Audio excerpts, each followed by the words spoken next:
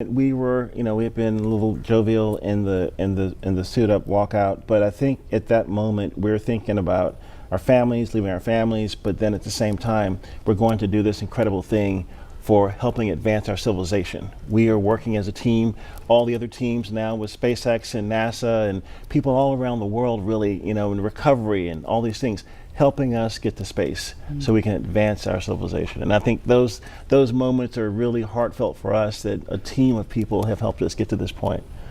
Absolutely. And we are looking at a live picture now of Bob Behnken and Doug Hurley walking down that hallway in the astronaut crew quarters. We just saw Doug wave at the screen, and they're just turning the corner, getting inside that elevator. And this, you can't see it from here, but there is a banner hanging there. You can kind of see it in the back. There's a banner hanging on the wall of the elevator with the signatures of all the people who worked on this mission. So it was really important for them to hang that up in there so Bob and Doug could see it.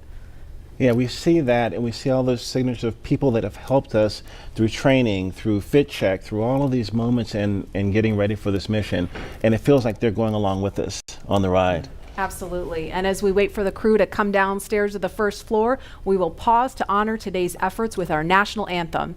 Kelly Clarkson just blew us away with a fantastic rendition Wednesday. Here she is again.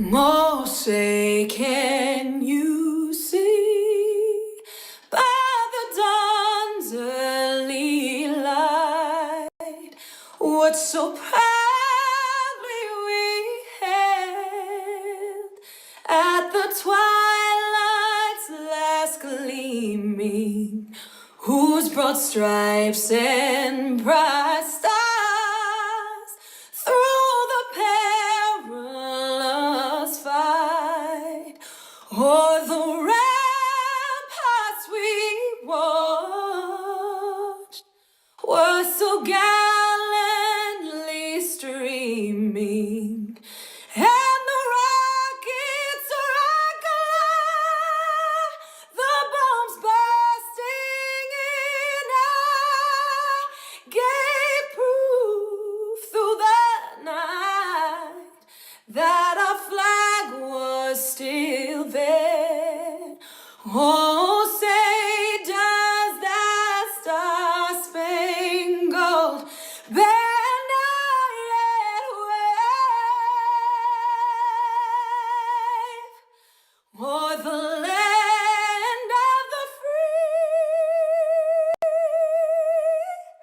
and the home of the brave?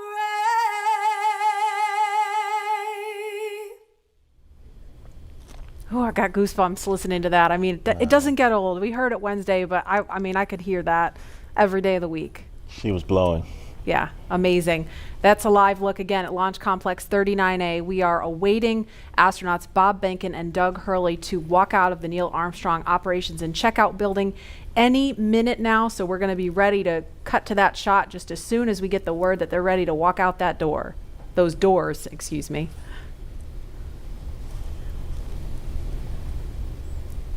Again, looking like it's been a beautiful start to the day here on Cape Canaveral, but we're keeping a close eye on weather because it looks a little iffy as we get later into the afternoon, closer to launch time, which again is 3:22 this afternoon. It always blows me away every time I visit Florida is, 1 hour it's this beautiful, clear, gorgeous day, and then an hour later it's a thunderstorm. You said it. Welcome to our world. And then an hour later it's back to clear. Yeah. Yeah. Wow. Just similarly to last attempt, right? I mean, just 15, 20 minutes later, it was good to go. I know, it hurt my soul because we have this instantaneous launch window. It's not like with shuttle where we could give it a couple more minutes because you had a 10-minute window. We have a single second to get this off the ground. So everything's got to be just right. The conditions all have to be green at that moment. Again, Mother Nature showing she's in charge. Absolutely. And we just heard we're about 30 seconds, less than 30 seconds now from seeing the crew walk out of those doors. So we are standing by to show you that moment live.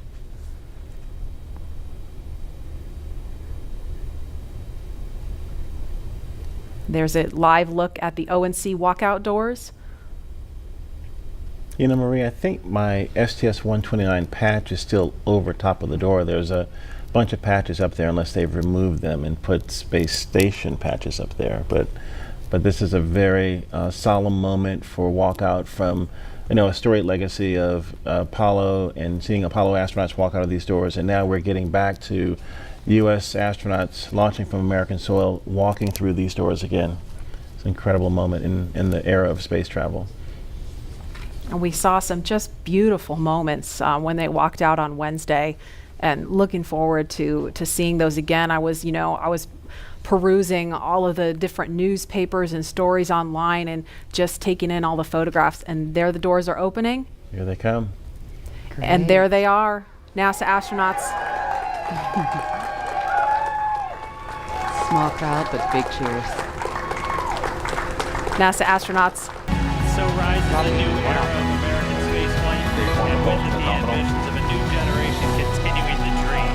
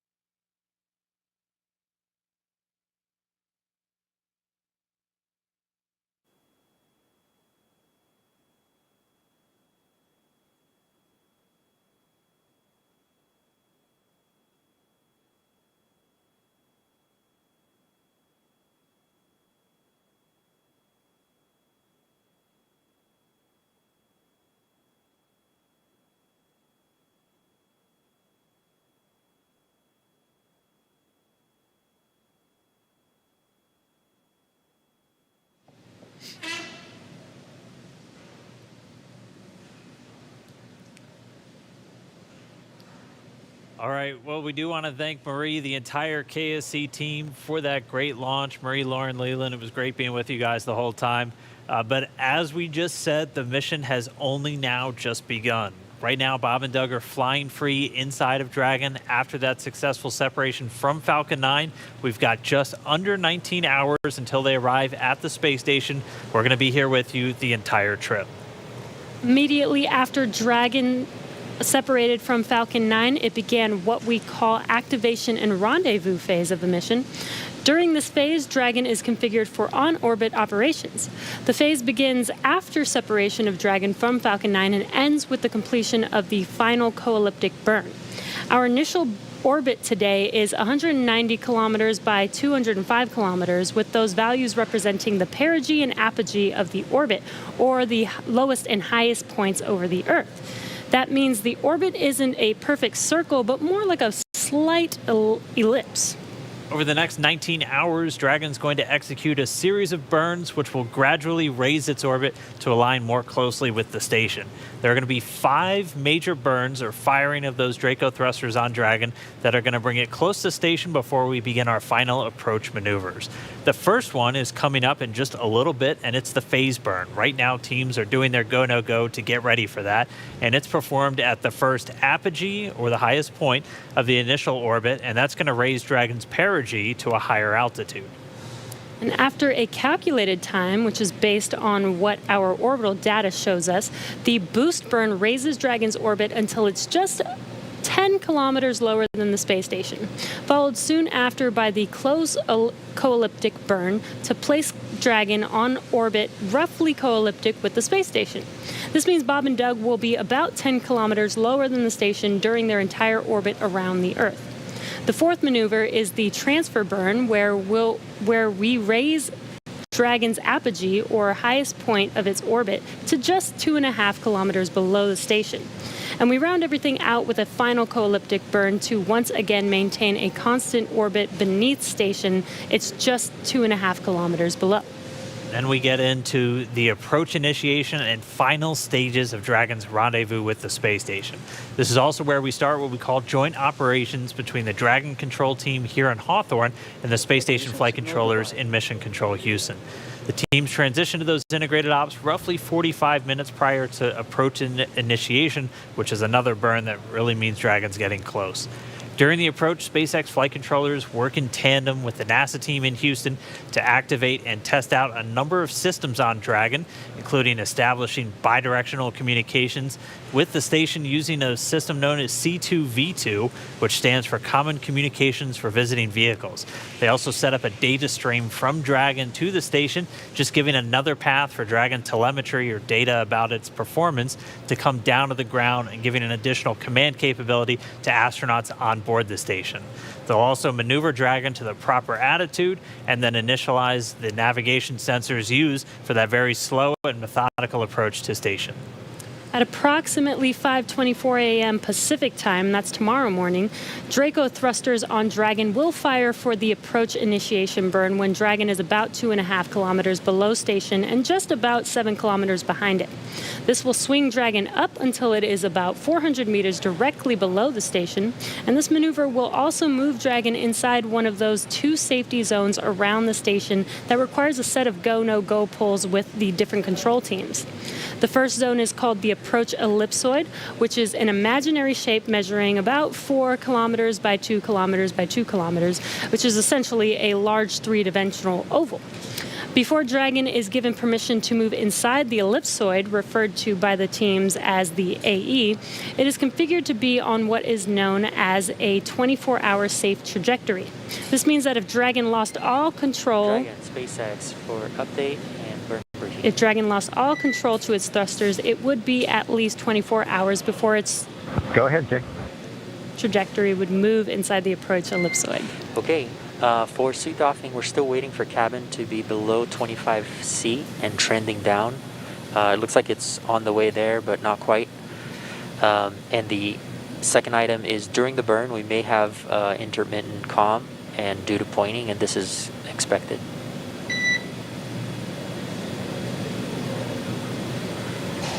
We're just listening. Okay, copy the cabin temp and suit doffing and intermittent comm during the burn. Good readback, and we are go for the phase burn. Looks like it's in about 12 minutes. Dragon, go for the phase burn. We're just getting a couple of quick updates. They're still wearing those suits that they've been in since we saw them suit up in the O&C building several hours ago. Once temperature just comes down inside the cabin a little bit, they'll get to go to doff or just take their suits off. And you just heard we're less than 12 minutes now from that first burn called the phase burn. Getting back to where we're going to be tomorrow, though, once Dragon arrives at just 400 meters below the station, it's going to be what's known as waypoint 0, and that's the first checkpoint during our approach. The vehicle can hold at 400 meters, or it can continue on if all the systems check out, and then it'll begin the approach to waypoint 1. By this point, the teams will do a go, no-go for Dragon to move inside the keep-out sphere. It's another one of those zones around the station, and it's an imaginary sphere with a radius of about 200 meters. It's just another chance to confirm all the guidance, navigation, and control systems are working correctly on Dragon before we move it in really close to station. And it carries a similar requirement to the AE that Jesse talked about, where if Dragon lost all control of its thrusters, it would not go inside of that sphere for at least 4 orbits or about 6 hours instead of the 24 hours for the approach ellipsoid. Dragon's move from waypoint 0 to waypoint 1 will swing it up and out in front of the station, pausing at a distance of approximately 220 meters. At this point, it will be on what we call the docking axis, which essentially means it is directly in front of the docking port. Bob and Doug are headed to the forwardmost port of the International Space Station, the Node 2 forward port. That is where Dragon docked last year on the Demo-1 mission and where one of the 2 international docking adapters is located. These were installed for new commercial spacecraft flights and any other future spacecraft that also use the international docking standard. Before moving into the final waypoint, the crew will execute their second manual flight test, except this time they'll be in what we call the near field. That just means they're close to the station. The crew will actually command a hold when they're 220 meters away from the station and conduct a series of maneuvers. So it'll be Doug and Bob at the controls. First, they'll fly Dragon to the center line of the docking approach, just precisely lining it up with that docking port.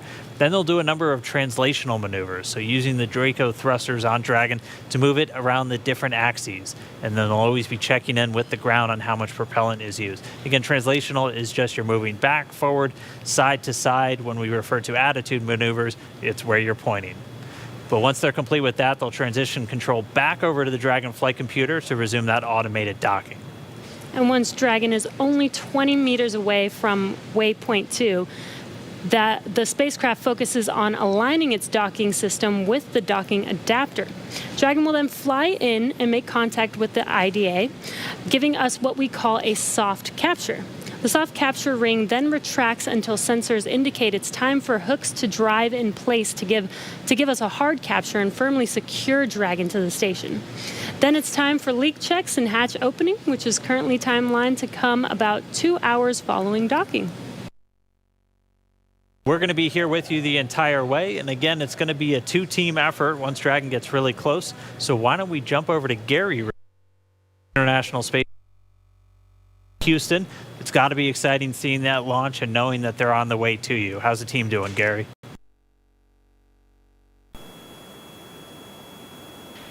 Dan, there is allotment from the room.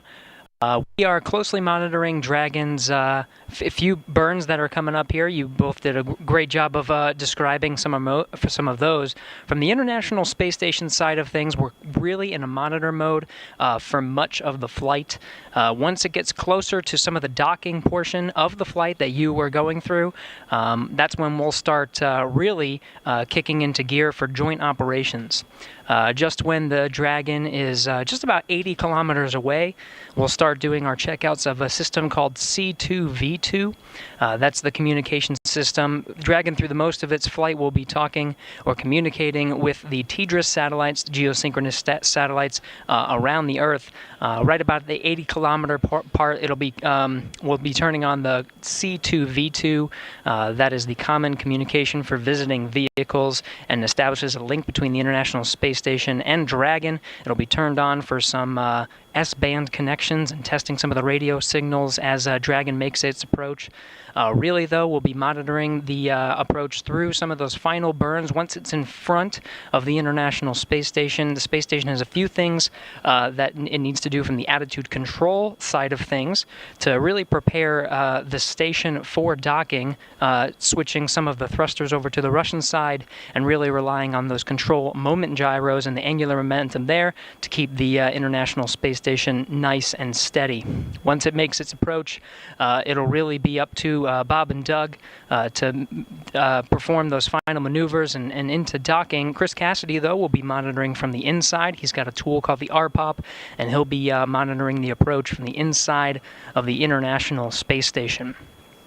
Chris Cassidy, through the past couple days, has been preparing the International Space Station for Bob and Doug, getting some of the beds that they'll be sleeping in on the International Space Station ready, really preparing some of the tools that he'll use for the monitoring, and then when Doug and Bob are nice and close to the International Space Station, opening up the hatch and getting some air right between the hatch where Bob and Doug will enter the International Space Station.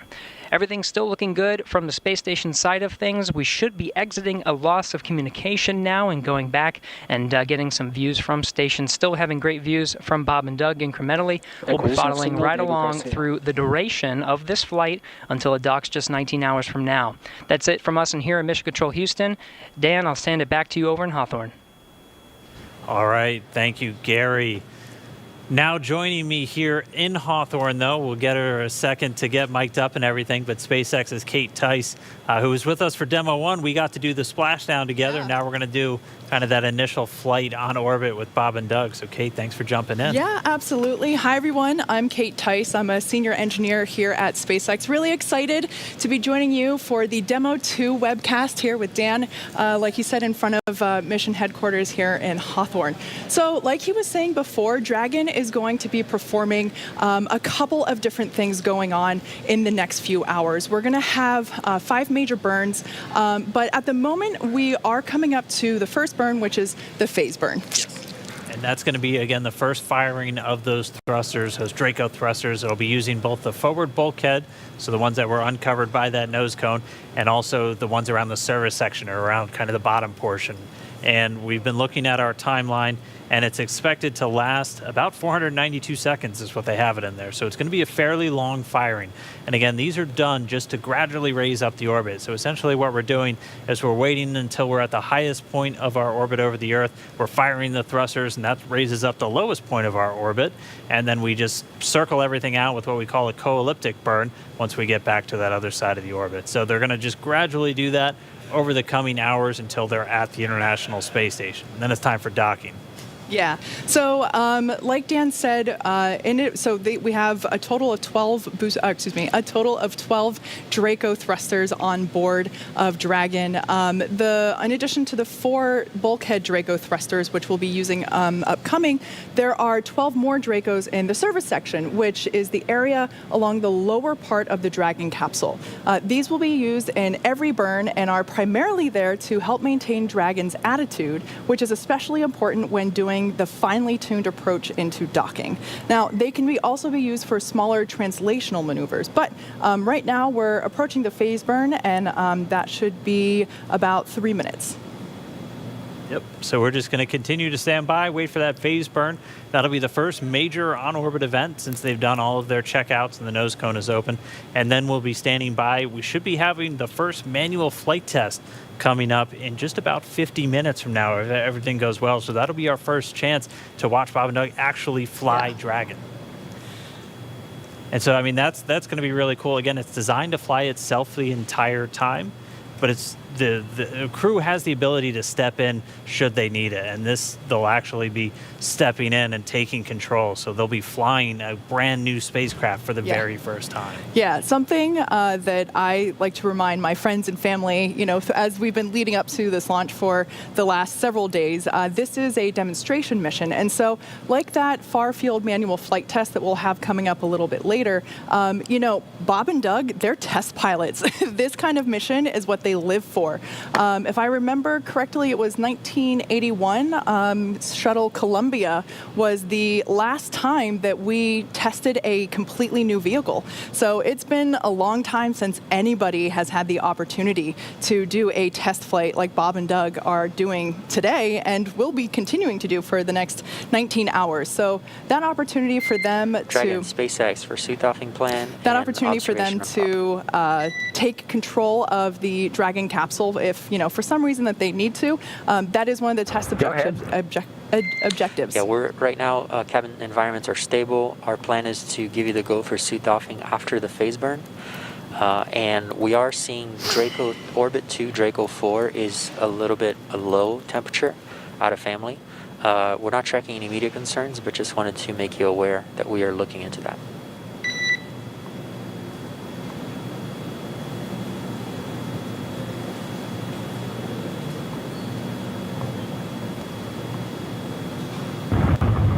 Okay, copy that, SpaceX. We'll plan on suit doffing after the burn, and then the Orbit 2 Drake 4's low temp. Good readback. All right, so the crew is going to stay in their suits until after this phase burn, which we should be hearing start in just about a minute from now.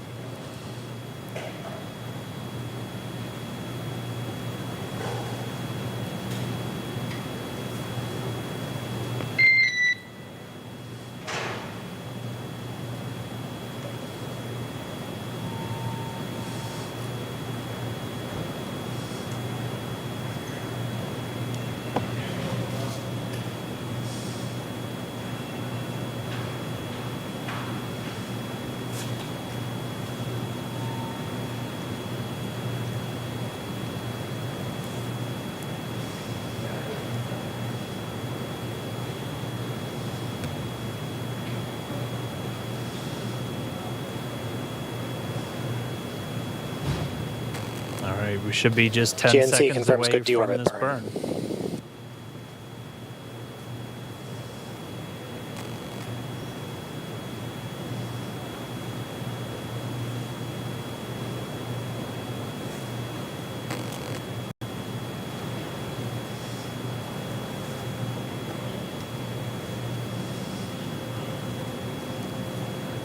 And we have confirmation the first burn is in progress. Again, this is the first of the 5 major maneuvers. This one's called the phase burn, using those forward bulkhead thrusters. So just those 4 Dracos at the very top underneath the nose cone to do these what we call delta V maneuvers. So just big changes in velocity that we're going to do to gradually raise this orbit up over the coming hours. So we're watching some of the screens. We're able to see the burn is in progress. It's expected to last for several minutes. So we'll just keep an ear out, make sure that everything goes well, and then we'll get a report pretty much the same time the crew does on how the burn goes. So we're really just looking for those words, good burn, after it's complete. Like we said, this is the first of 5 major burns that we will be performing over the coming hours. So this is basically the first major step in the free flight of Demo-2. Expected loss of signal, Diego Garcia.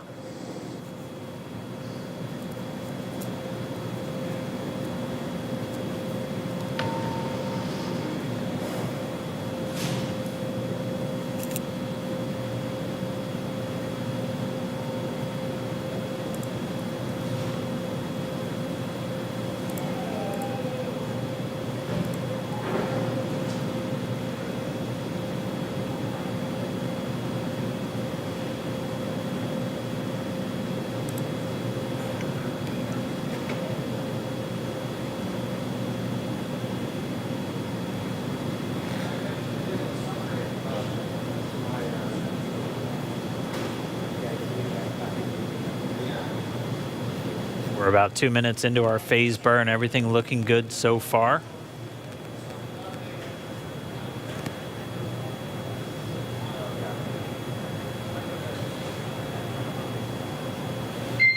And Dragon SpaceX for awareness, burn is nominal so far. All right, we have confirmation that burn is nominal thus far. We concur. Thank you. And again, Bob and Doug have insight into how this is going the whole way, just through those touchscreen control panel that they have right in front of them, those 3 screens. And when we get video inside the cabin back, hopefully as we're doing that manual flight test, you'll be able to get a really good close-up look at how they kind of have their window into Dragon itself.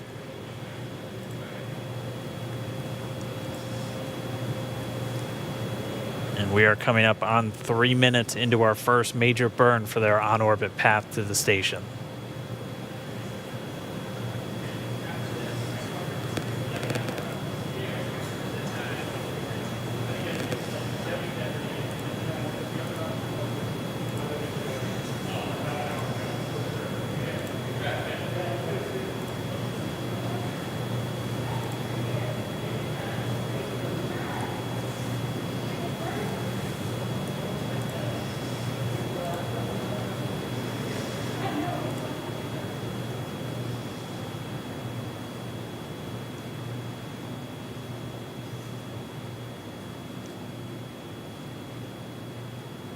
if you're just now joining, we are 3 minutes 45 seconds into the phase burn. This is the first major burn. You're getting a look inside of the SpaceX Mission Control Center here in Hawthorne. This is the team that's going to be responsible for looking over Dragon and Bob and Doug on their flight up to the International Space Station. We'll have some intermittent video comm with the Dragon spacecraft itself, only when we're over some ground stations and only when we're doing some of these different maneuvers. But right now, we're just continuing to listen in. That first burn's going well.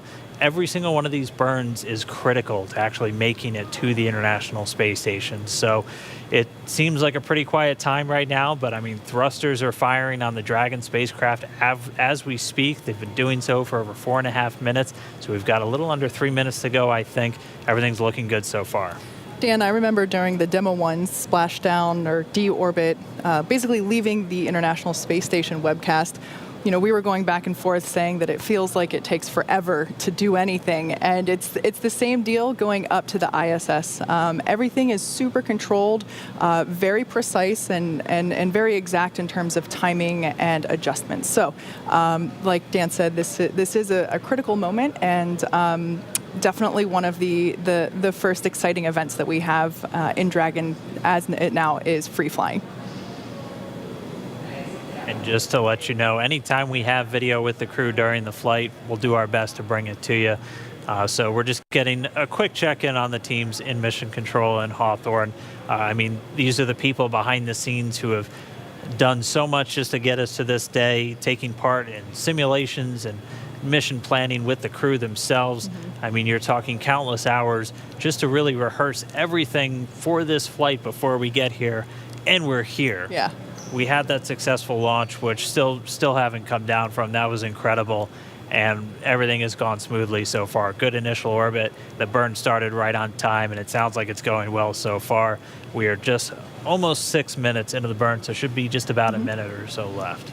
Like you've heard us say many times on today's webcast, prior to launch and after launch, you know, Bob and Doug have rehearsed every single procedure with the SpaceX team for this mission. So everything that they're doing now and have done all day, despite the unfortunate scrub that we had earlier in the week, was just an extra practice test, which was awesome. But you know, it was nothing new for them. They had rehearsed everything, and same goes with this. All of the procedures that we are running through now, and will continue to run through all through the duration of the mission. Bob and Doug have, you know, they are super familiar with what's going to happen and what they're expected to do. And we should be coming up near the end of the phase burn. Again, this is the first in 5. The next major one's going to be the boost burn. That's going to raise their orbit up to just about 10 kilometers below the station itself. And so they're just going to get closer and closer in these incremental steps. And you'll see in this graphic that when they do these burns, it looks like they're kind of doing a little bit of a loop-de-loop. This graph is in relation to the space station itself. So on one axis, the Y, you have how far below you are, and on the X, how far behind the station you still are. It's not perfectly to scale. Dragon, SpaceX, nominal burn.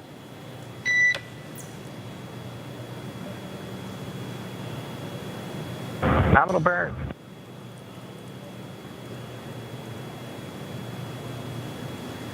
And we just heard the 2 words we were hoping for, nominal burn. So 1 burn out of 5 checked. And so that was the first one. The next one coming up is going to be the boost burn in about 1 hour and 24 minutes. Before they get to that, though, we are going to be looking forward to that manual flight test where they're going to be taking the reins and they're going to be taking control of Dragon itself. Yeah, so in preparation for that moment, I highly encourage you all to check out the simulation that we have on SpaceX.com.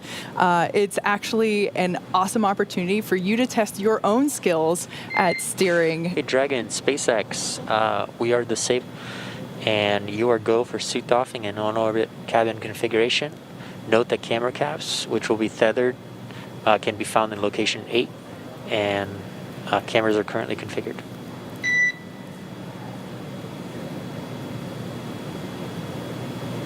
Yeah, so as I was Okay, Dragon copy, suit doffing in work. We see that the cameras are off, and we can do on-orbit activation. Copy all.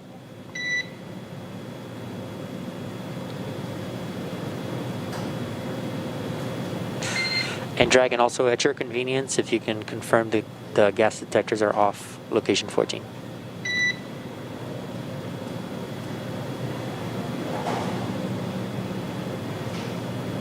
Welcome. Okay, so what's going on at this point is Bob and Doug now have the opportunity to take their suits off. This is referred to as doffing, as donning is actually putting the suits on. They'll actually be able to remove those suits at this time, get a little bit more comfortable in the cabin, and they'll be putting those suits back on when they get closer to the International Space Station. And like I was saying before, I highly encourage you all to check out the simulation that we have online where you can test out your skills at steering Dragon and docking it to the International Space Station. That website is iss.sim.spacex.com. And like I said, you can test your own skills at flying Dragon. And Dragon SpaceX, one additional note, no need to reply, but the next burn will be the boost burn. And that's in about 1 hour and 23 minutes per your timeline.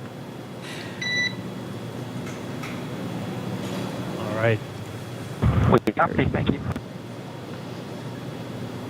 Yeah, definitely give the Crew Dragon docking demonstration a try. It's a lot of fun. It gives you a pretty good appreciation of just how difficult it is to fly and maneuver in space when you're not just thinking about going forward and backward. You have every axis imaginable that you have to worry about. Took me a couple of tries. I know those first couple I got impatient and flew in way too quickly, and then one time started to spin pretty wildly out of control. So it's probably a good thing I'm down here and they're up there, but it's a lot of fun to check out. Yeah, I was also really surprised at how many levels of control there are and how difficult it is to actually get them all to work in sync at the right speeds. Of everyone that I've spoken to that has tried it out first, it's unanimous. Everyone went too fast the first couple tries. I was the same. Although by my third or fourth try, I'm happy to say that my decades of Star Fox 64 training finally paid off. And I did. I managed to dock to the station after practicing a few times. SpaceX Dragon. Check. And Dragon, you were a little broken, but I did copy you.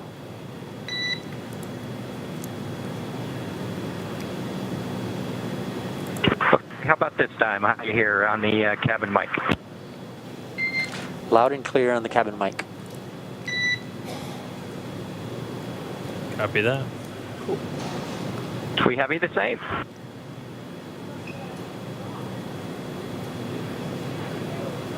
Well, with that first burn nominal and out of the way, the next one coming up in a little over an hour and 20 minutes from now, the next thing we're really going to be looking forward to is this manual free flight. So as we've said quite a bit, Crew Dragon is designed to fly fully autonomous, meaning the spacecraft does all of the navigating and burns to the station all on its own.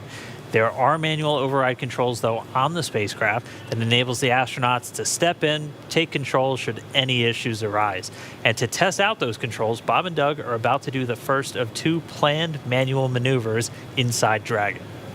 So they'll be using the touchscreen controls that we've seen at various points in the webcast, the crew display panel, and they'll practice putting Dragon in what's known as LVLH attitude.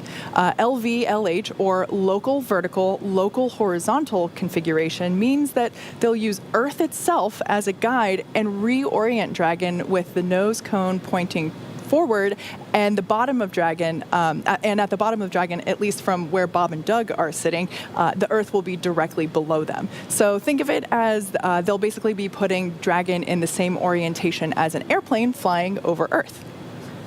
and they'll be taking this manual control, but they'll stop one step before actually sending the command of their attitude adjustments to Dragon's flight computer. So the flight computer itself is still going to continue flying Dragon, and as soon as they're done, they'll hand control back over. The flight computer will reorient Dragon, and it will continue on its way. It's going to fly in a whole bunch of different attitudes on the way up to station. Unlike the space station pretty much only flies in that LV-LH. It's pretty much always going the same direction, but that's because it's got very big joints for the solar arrays to rotate around. For Dragon, they'll have to maneuver the trunk to charge the batteries, maneuver to sometimes communicate with the different satellites, depending on which antennas they're using. And so this LVLH will just be a test for this manual flight test. Exactly. And like we said before, there is that simulation online where you can check it out for yourself. Yeah, definitely get a chance to go pilot Dragon. We're going to be seeing that tomorrow morning. It was surreal when we got to see it on Demo-1 with Dragon coming in. We've got some great cameras right on that docking port where Dragon's going to be pointed. It's going to be really exciting to see them come in for that final approach. Dragon SpaceX, no response required, but we are going to be enabling branch 2 of the helium system.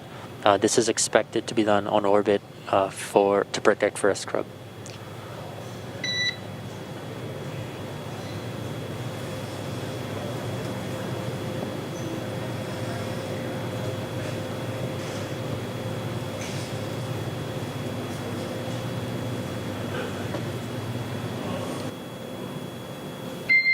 And Dragon SpaceX, this is just clarification. This will get us back into the expected on-orbit config.